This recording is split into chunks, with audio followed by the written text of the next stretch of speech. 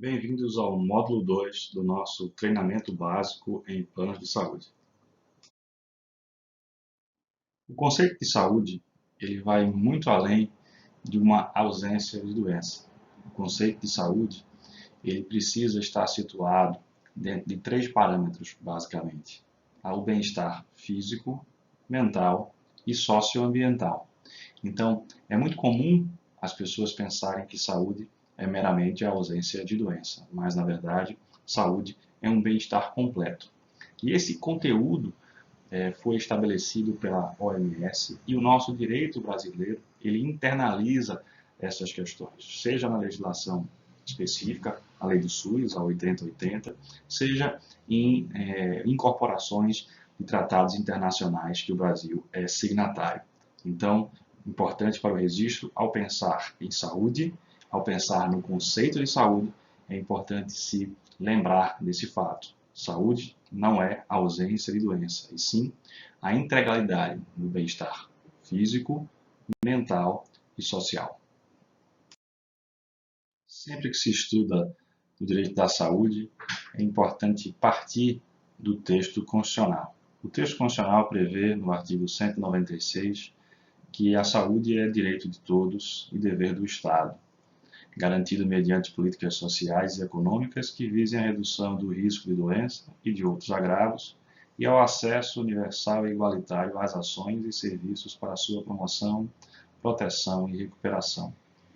Na legislação infraconstitucional, a gente tem a Lei 8080, que é a lei do SUS, que justamente materializa e instrumentaliza esse acesso universal e igualitário a todos os cidadãos. A Constituição estabelece que a prestação dos serviços de saúde ela pode se dar diretamente pelo Estado, pode se dar de maneira indireta através de contratação de serviços privados, como acontece, por exemplo, nas santas casas e nas entidades filantrópicas que prestam serviço ao SUS, a todos os usuários do Sistema Único de Saúde, e também pode se dar através da iniciativa privada.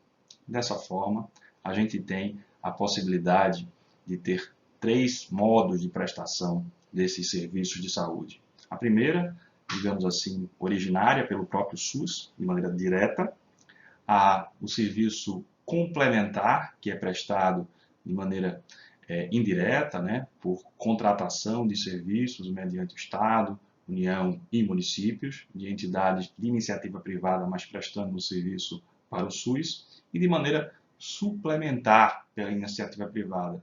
Justamente nesse contexto é que estão inseridos os planos de saúde, as operadoras de plano de saúde, que estão justamente na saúde suplementar. Então, a gente pode afirmar que o sistema prestacional de serviços de saúde estão assim divididos de maneira direta, indireta e suplementar. A direta, através do próprio SUS, a indireta ou complementar, através de convênios e contratações de entidades para a prestação de serviços ao SUS, e de maneira suplementar, a iniciativa privada prestando diretamente os seus serviços à população e por eles cobrando. E é aí que está inserido justamente, como está expressamente previsto no artigo 197 da Constituição e 199, que diz inclusive o 199, que a assistência à saúde é livre à iniciativa privada. E é justamente aí que a gente entra na discussão do nosso treinamento e entram os planos de saúde. Obviamente que não são apenas planos de saúde que realizam atividade ou assistência à saúde na iniciativa privada. Existem N outras formas de prestação de serviço, inclusive o serviço direto, um hospital, um médico, uma clínica, prestando o seu serviço direto àquele consumidor, àquele usuário, independentemente da intermediação dos planos de saúde. Mas, para o nosso contexto aqui, interessa justamente esse enfoque nos planos de saúde. Resumindo e reforçando, o sistema prestacional de saúde no Brasil está dividido em três: prestação direta, através do SUS, prestação complementar, entidades privadas conveniadas ao SUS, e a prestação suplementar, entidades privadas fora do SUS. E aí nós vamos enfocar justamente nesse terceiro modo prestacional de saúde no Brasil. Aquelas que são prestadas por entidades privadas e, em especial, aqueles que são prestados por operadoras de planos de saúde. Nós vamos estudar mais adiante o conceito, né, e adentrar aí na legislação específica. Para que se entenda a importância do SUS, a gente deve analisar alguns números. E o principal número, né, o número de partida, é justamente a população brasileira, né? Segundo dados do IBGE de 2020, a população brasileira tem aproximadamente 212 milhões, né? Nós somos 212 milhões de habitantes.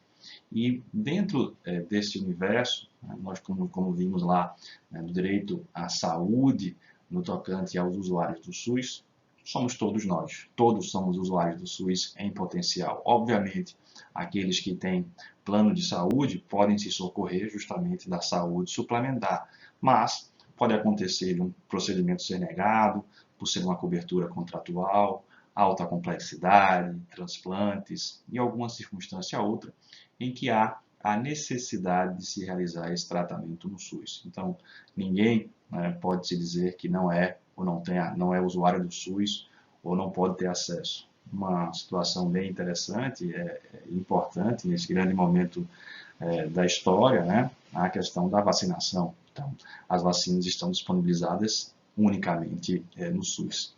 E aí, quando a gente compara esse quantitativo de 212 milhões de pessoas, né, de cidadãos brasileiros usuários do SUS, a gente tem, do outro lado, aproximadamente 48 milhões de beneficiários de plano de saúde. Ou seja, a gente ainda tem, mesmo assim, uma grande parte da população brasileira que é usuária de plano de saúde. E é justamente dentro dessa população de 48 milhões de pessoas que são usuárias de plano de saúde, e aí destaco, estou usando usuários de propósito, porque nem todos os usuários de plano de saúde são considerados consumidores. A gente vai ver isso mais na frente. Bem, mas voltando ao ponto aqui que importa, devo dar esse destaque. Então, quem é o público-alvo daqueles que estão fazendo esse curso de plano de saúde? São 48 milhões de pessoas que se utilizam, que se beneficiam de plano de saúde, né? Seja por contratação direta, a pessoa individualmente contratando aquele plano de saúde, seja por uma contratação, por exemplo, num plano coletivo por adesão,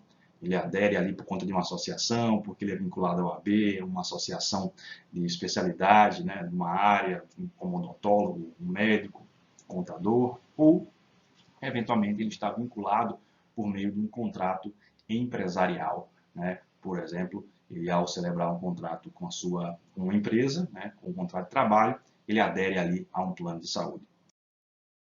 Outra questão importante também nessa intersecção entre a saúde suplementar e o SUS é que todas as vezes que um usuário da saúde suplementar é atendido no SUS, há uma obrigação da operadora fazer esse ressarcimento. Isso está expressamente previsto na Lei dos Planos de Saúde, em seu artigo 32, que diz lá que serão ressarcidos pelas operadoras, né, os serviços que forem prestados pelos seus consumidores e, eventualmente, os dependentes nas instituições públicas ou privadas conveniadas ou contratadas ao SUS. E o volume financeiro dessas operações é enorme. No ano passado chegou a quase R$500 bilhão, segundo os próprios dados da ANS. Daí a importância também desse estudo, né, de conhecimento dessa intersecção e da possibilidade, por exemplo, de um usuário de plano de saúde ter uma cobertura negada e remetido para o SUS, a operadora vai saber que vai ter aquele custo no SUS. Mas, infelizmente, algumas operadoras descumprem as normas, encaminham o paciente para o SUS para ter redução de custo. Infelizmente, essa é uma realidade. E aí, essa circunstância ela só vai ser sanada quando as operadoras assim agem por decisão judicial, né? Muitas vezes o paciente precisa contratar um advogado ou procurar a defensoria pública, e no caso aqui do nosso curso, eu espero que seja você que seja contratado por esse paciente que está sofrendo essa dificuldade, esse usuário, esse consumidor, para que ele possa ter o devido atendimento, o devido tratamento na empresa privada, mediante o total custeio por parte da operadora de plano de saúde. A doutrina atribui o surgimento dos planos de saúde nos moldes que nós estamos vivenciando hoje à década de 60. Nessa mesma época, surgiram justamente empresas que foram criadas para prestar serviços a trabalhadores da indústria. Na verdade, o que se tinha? Se tinha justamente uma preocupação da indústria com, não com a saúde especificamente dos seus trabalhadores, mas sim com a prestação do serviço para que ela não fosse interrompida. Então, a medicina pré-paga, ela surge justamente com essa visão, com esse viés, ou seja, a manutenção da produtividade dos funcionários, das indústrias, né, das empresas. Então, essa foi, digamos assim, o ponto de partida. É justamente nessa época que surgiu e que foi criada, né, a SUSEP, a Superintendência de Seguros Privados. Nós temos o decreto que criou a SUSEP e também regulou essa medicina pré-paga naquele momento. Contudo, a legislação ela previa de maneira expressa que deveria ser regulamentada posteriormente. E aí se passaram muitos anos sem que uma regulamentação específica viesse justamente a regular esse mercado. E é por isso que há um grande número de discussões judiciais no tocante a planos de saúde, seja anterior à Constituição de 88, seja posterior à Constituição de 1988. Por quê? Porque o marco legal, a lei que regulou os planos de saúde, que regula até hoje, é a Lei 9656 de 1998. Ou seja, nós temos um hiato aí desde o surgimento das operadoras de plano de saúde nos anos 60 até justamente o marco legal, que é a LPS, a Lei dos Planos de Saúde, de 1988. Contudo, mesmo antes do surgimento da Lei dos Planos de Saúde, em 1998, a gente teve, né, como marco fundamental aí a Constituição Federal de 88. A Constituição de 88 ela trouxe normas, trouxe princípios e, inclusive, uma determinação de que o Congresso Nacional deveria elaborar o Código de Proteção e Defesa do Consumidor, lá no seu artigo 48 do Ato das Disposições Constitucionais Transitórias. E nessa medida surge, em 1990, a Lei 8078/90, que tem tríplice fundamento constitucional, no próprio artigo 48, no artigo 5º, inciso 32, e no artigo 170, inciso 5. E nesse sentido, nós tivemos uma grande virada. Por quê? Porque o Código de Defesa do Consumidor ele protege o vulnerável, ele protege a parte mais necessitada por conta da disparidade e dos desmandos mesmo que as operadoras de saúde praticavam, fazendo prevalecer os seus contratos esses elaborados de maneira unilateral e sem chance de discussão e sem que existisse normas específicas garantidoras desses usuários. Garantidoras de quê? Da proteção justamente nesses contratos, que são contratos cativos e de longa duração. O consumidor não podia escolher o que ia estar ali posto, não havia uma referência, não havia um padrão. Então o mercado tinha muitas situações em que os consumidores eram lesados. E o Poder Judiciário não passou ao largo disso e foi construída uma esmerada jurisprudência, mesmo anteriormente à Lei 9656 de 98, com a forte atuação também dos PROCONs, do Departamento de Proteção e Defesa do Consumidor, ligado à Secretaria de Direito Econômico do Ministério da Justiça, muitas decisões e muitos reconhecimentos de abusos, sejam eles de conduta, seja de abusividade contratual. Então, hoje a gente tem, depois de muitos anos de vigência do Código de Defesa do Consumidor, que esse ano completou 30 anos, e da própria Lei 9656 de 98, né, e de 21 anos aí de criação da própria ANS, da Agência Nacional de Saúde Suplementar, que nós vamos falar daqui a pouco, nós temos uma construção muito positiva do Judiciário. O Judiciário não tem se furtado em intervir, afastando aí iniquidades que são eventualmente praticadas pelas operadoras de plano de saúde. Então a gente pode dividir em alguns momentos, digamos assim, a recortar aí a saúde suplementar no Brasil. A gente tem um primeiro momento em que a gente não tem nenhuma legislação específica, né, tratando da matéria. A gente tem um segundo momento em que a gente tem a criação da SUSEP com a regulação incipiente, mas com alguma regulação. A gente tem o momento do surgimento da Constituição Federal e da determinação da criação do Código de Defesa do Consumidor.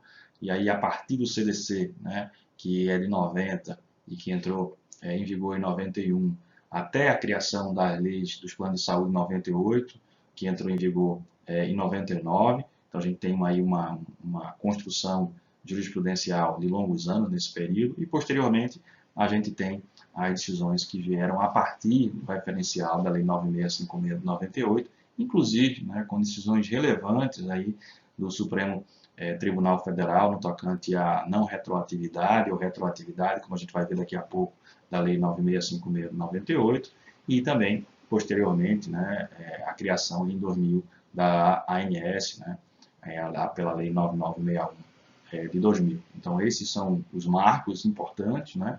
Então, criação da SUSEP, a Constituição Federal, com seus princípios e regras, a criação, né, do Código de Defesa do Consumidor, a Lei dos Planos de Saúde, é a lei que criou a ANS, notadamente porque a ANS é quem tem o poder de fiscalizar e regular essa matéria, né, seja a saúde suplementar, como veremos mais adiante.